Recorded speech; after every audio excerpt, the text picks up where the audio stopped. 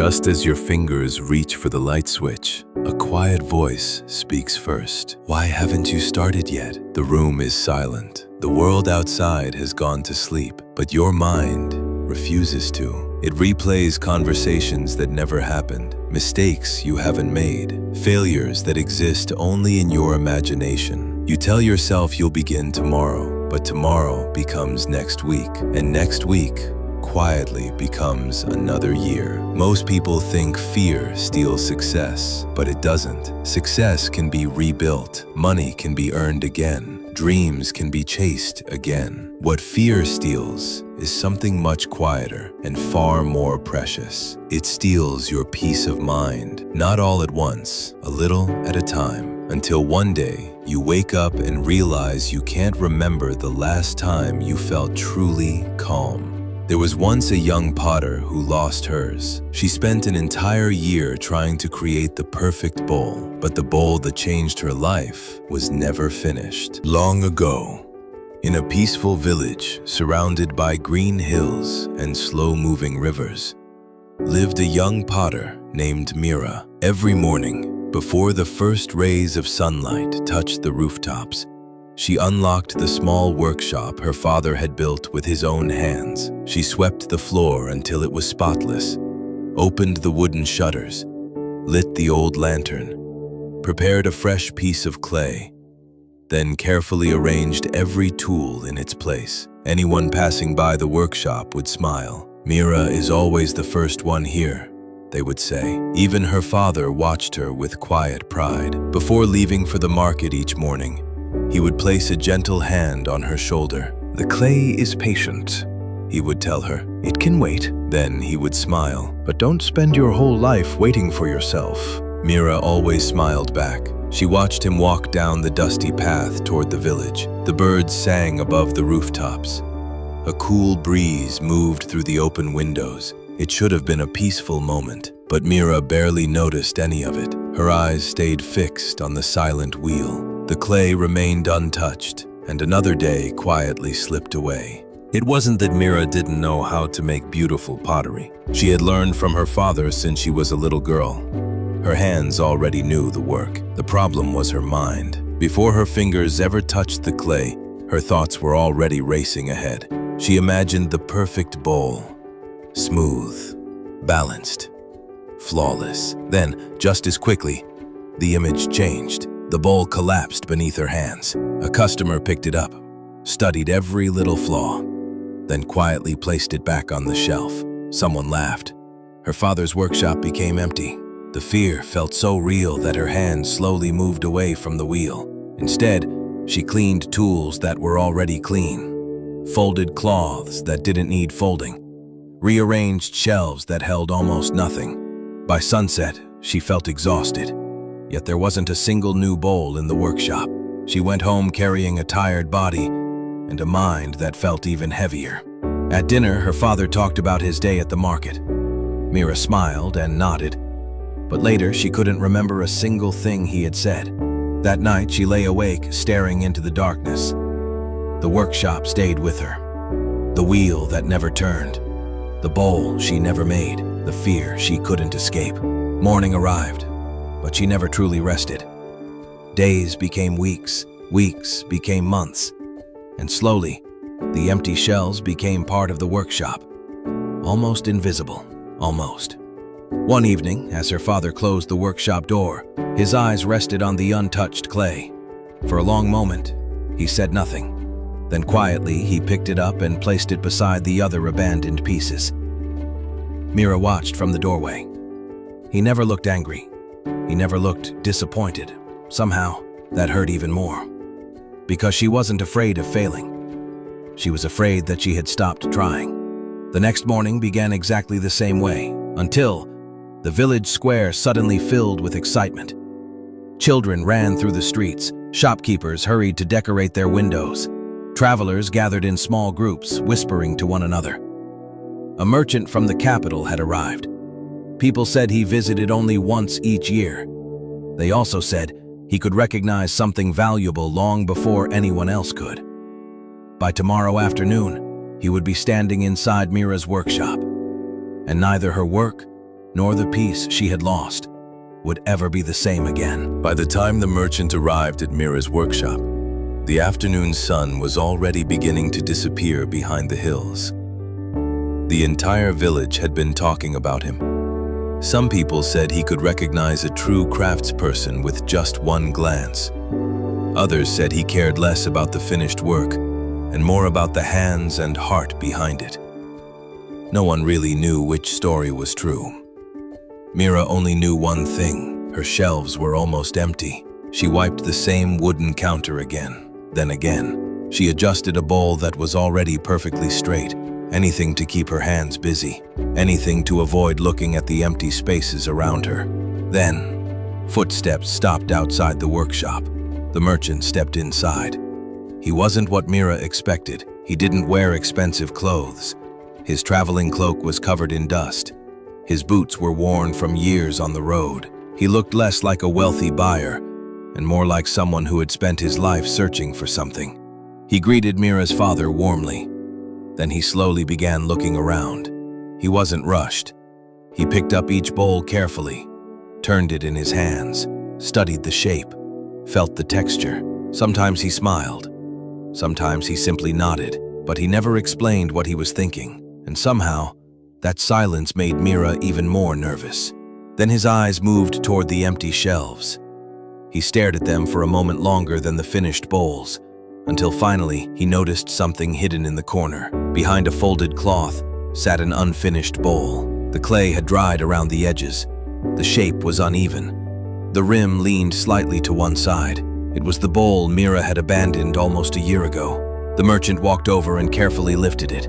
For several seconds, he said nothing. He simply held it beneath the light, examining every curve, every mark, every imperfection. Then he looked at Mira. Who made this? Mira opened her mouth, but no answer came. Her father quietly replied, "She did." The merchant looked back at the bowl. You never finished it? Mira lowered her eyes. I wanted it to be perfect. The merchant was quiet for a moment. Then he smiled slightly, not like someone who had found a mistake, but like someone who remembered making the same one. I've broken more bowls than I can count, he said. And if I'm being honest, I still do. Mira looked up, surprised. You do? The merchant laughed softly. Of course. He gently turned the bowl in his hands. The difference is, I stopped hiding the broken ones. He carefully placed the unfinished bowl back where it was. Then he looked around the workshop once more. I've visited workshops with less talent. He paused. But I've never visited one with so much waiting. The words stayed in the air, not as an insult, more like a truth Mira had been avoiding. The merchant walked toward the door. Before leaving, he looked back. I'll pass through this village again. A small smile appeared on his face. I hope that next time, these shelves tell me a different story. Then he stepped outside and disappeared into the crowd. The workshop felt different after he left. Mira stood quietly beside the wheel. Her eyes returned to the unfinished bowl. For months, she had tried not to look at it. Now, she couldn't look away. Slowly, she picked it up. The rough clay pressed against her hands. It wasn't heavy, but somehow it carried every excuse she had made, every tomorrow, every delay, every moment she had chosen comfort over courage.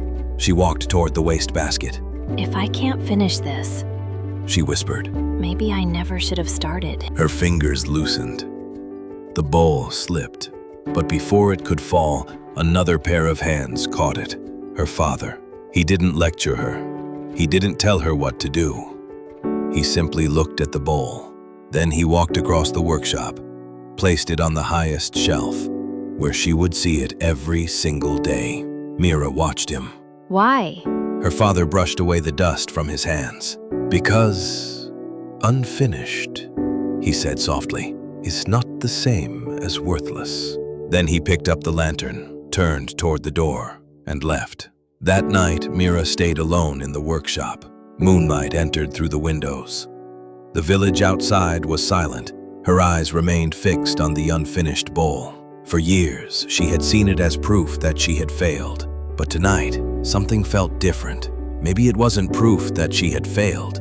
Maybe it was proof that she had begun. She took a slow breath. The fear was still there. The doubts were still there. But for the first time, she wasn't fighting them. A strange calm filled the room. Not a perfect calm, not a life without problems, just a small moment of peace. And she realized something. Peace had not returned because everything was fixed. Nothing was fixed yet. The shelves were still empty. The bowl was still unfinished. The future was still uncertain. But for the first time in a long time, Mira felt present. She felt awake. She felt like herself again. Before sunrise, she returned to the wheel. She placed a fresh piece of clay at the center. Her hands trembled. The old voice returned. What if you ruin this one too? Mira closed her eyes, then smiled gently, not because the fear had disappeared, but because she finally understood something. Fear could speak, but it didn't have to lead. Then, she whispered. I'll make another. Her foot pressed against the pedal. The wheel began to turn, and with every rotation, the silence inside her mind grew a little stronger. The wheel turned slowly beneath Mira's hands. For the first time in months, she wasn't trying to create something perfect. She was simply trying to create something real. The clay moved beneath her fingers. It leaned slightly to one side. A small mistake appeared. Her old instinct told her to stop, to start over, to wait until she could do it the right way. But this time, she didn't listen. She took a breath, adjusted her hands, and continued. When the wheel finally slowed to a stop, Mira looked down at what she had made. It wasn't perfect. The rim was slightly uneven. The shape was simple, but it was finished. And somehow, that felt more meaningful than perfection ever had. A quiet smile appeared on her face. Not because she had created a masterpiece, but because, for the first time in a year, her mind felt peaceful. She placed the bowl on the shelf. Then she looked up at the unfinished bowl above it. Still waiting, still imperfect, still unfinished, but no longer a reminder of failure. Now, it was a reminder that beginnings mattered. The next morning, Mira returned. Then the morning after that, and the morning after that. Slowly, the workshop began to change. Not suddenly, not magically, but one small action at a time. Some bowls collapsed beneath her hands. Some cracked inside the kiln. Some were so uneven that Mira laughed the moment she saw them. Months ago, those mistakes would have followed her home. She would have replayed them all night. She would have wondered what was wrong with her. But now, the mistakes stayed where they belonged, inside the workshop. She learned from them. Then she moved forward. The shelves began filling again. Not with perfect pottery, with honest work, and something else began returning too. Mira started noticing the small things she had forgotten. The sound of birds outside her window, the warmth of sunlight entering the workshop, the smell of fresh tea in the morning, the quiet joy of creating something with her own hands. Sometimes, without even realizing it, she hummed while she worked. The first time it happened, she stopped. She looked around the room, almost surprised. She couldn't remember the last time she had done that. The bowls were improving, but the bigger change wasn't happening on the shelves. It was happening inside her. The peace she thought she had lost forever was slowly finding its way back. One afternoon, after weeks of practice, Mira created the finest bowl she had ever made. She worked slowly, carefully, patiently. When she placed it inside the kiln, she waited nearby. Her heart was full of hope. When the kiln finally cooled, she opened it. And there it was, beautiful, balanced, almost exactly as she had imagined. For a moment, she simply stared. Then a small smile appeared. Maybe this is the one. Then, a quiet sound, a tiny crack, almost impossible to hear. Her smile disappeared. A thin line moved across the bottom of the bowl, and suddenly, the old voice returned. See, nothing has changed. The moment something matters, you ruin it. Mira stood there silently, holding the bowl, holding the disappointment. For a moment, she felt the old fear returning. The same fear that had kept her away from the wheel for an entire year. Then, she looked toward the highest shelf. The unfinished bowl was still there, waiting. She remembered the girl she used to be. The girl who believed one mistake meant she wasn't good enough. Then she looked back at the cracked bowl in her hands and realized this was the moment she had always been afraid of. Not the crack, not the failure, but what she would choose afterward. Just then, someone entered the workshop. A traveler stood at the doorway. He noticed the bowl in Mira's hands. "I'd like to buy that one." Mira looked down. The crack was underneath. He hadn't seen it. For a second, she could have stayed silent. She needed money. Her father's medicine was expensive. No one would ever know. Her fingers tightened around the bowl. Then she slowly turned it over. I'm sorry. She said. This one has a crack. The traveler looked surprised. "I didn't notice." "I know. You could have sold it." Mira nodded. I could have. She looked at the bowl, then at the unfinished one on the shelf. I spent a long time pretending things were perfect when they weren't. A small pause. I don't want to live that way anymore. The traveler studied her for a moment, then smiled. "I think I'd rather buy from someone who tells the truth." He chose another bowl, not the most beautiful one, not the most expensive one, the one he trusted. After he left, Mira looked at the coins resting on the counter. They weren't enough to solve everything, not yet, but she felt something she hadn't felt before. She wasn't measuring her life only by what she achieved. She was measuring it by the person she was becoming. And for the first time, that felt like enough. Winter arrived. The mornings became colder. The valley grew quiet. One morning, Mira noticed something unusual. The workshop door was still locked. Her father was never late. She hurried inside and found him sitting beside the cold kiln, looking weaker than she had ever seen him. He tried to smile. "I suppose," he whispered, "I'm not as young as I used to be." Mira smiled back, but fear quietly entered her heart. By evening, the healer arrived. Mira waited outside while he examined her father. The minutes felt endless. Finally, the door opened. The healer stepped outside. Mira immediately stood. Please. She whispered. Tell me. The healer looked at her kindly. If we begin treatment now, there is hope. Relief rushed through her. Then his expression became serious. But we don't have much time. That night, Mira opened the small wooden box beneath the counter. She counted every coin, then counted again. The answer stayed the same. It wasn't enough. For a moment, the old fear returned. The fear of not being ready, the fear of not being enough. Then her eyes moved toward the unfinished bowl, the bowl her father had saved. The bowl that had once represented everything she feared. Now, it reminded her of everything she had overcome. She placed her hands on the clay, not knowing if she could succeed, not knowing what tomorrow would bring. But finally understanding one thing, peace of mind was never the reward waiting after the struggle. It was the strength she carried while walking through it. Before the first light touched the village, the lantern was already burning, the wheel was already turning, and Mira began again, one bowl at a time. Before the sun rose each morning, Mira unlocked the workshop. She no longer asked herself if she felt ready. She no longer waited for the perfect moment. She simply lit the lantern, placed fresh clay on the wheel, and began. Some days she sold one bowl. Some days she sold none. Some days a bowl cracked before it ever reached the shelf, but she didn't see those moments as proof that she had failed. She repaired what she could, learned from what she couldn't, and returned the next morning, again and again.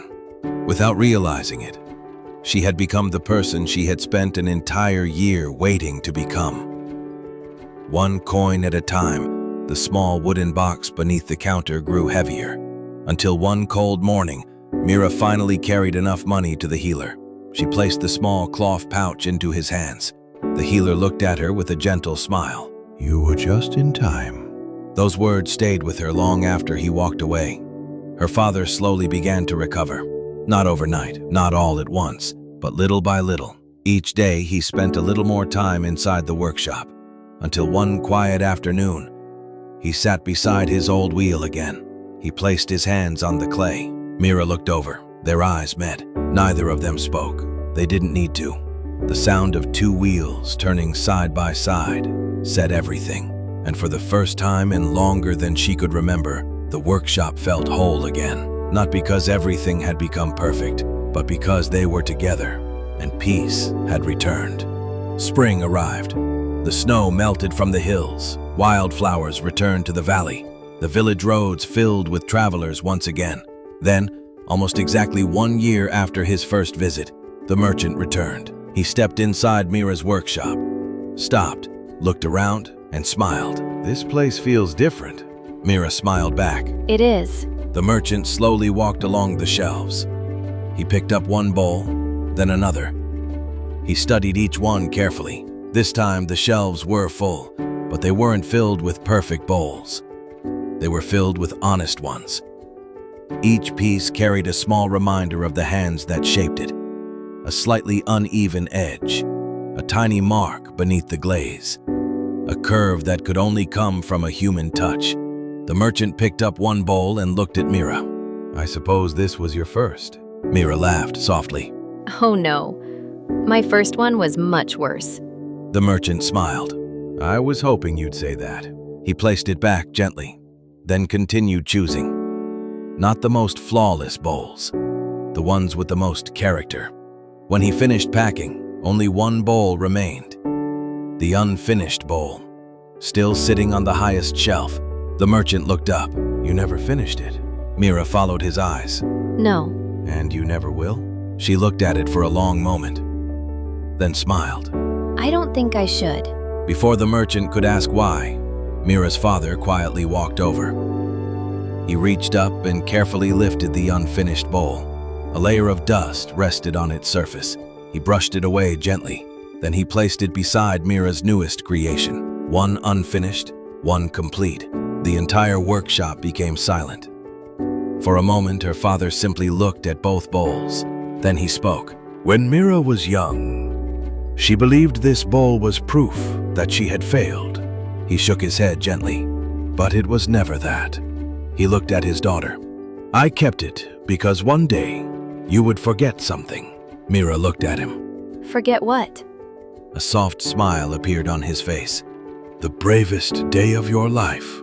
She stayed quiet. Her father placed his hand on the unfinished bowl. It wasn't the day you created your most beautiful piece. It wasn't the day the merchant returned. It wasn't even the day you earned enough money to save me. He looked directly into her eyes. It was the ordinary morning when no one was watching, and you placed your hands on the wheel anyway. That was the day you stopped waiting for life to give you peace and started creating it yourself. Mira felt tears forming in her eyes. Not because she was sad, not because she was overwhelmed, but because she finally understood. Peace had never been waiting at the end of the road. It had been with her from the moment she chose to take the first step. It wasn't found in the perfect bowl.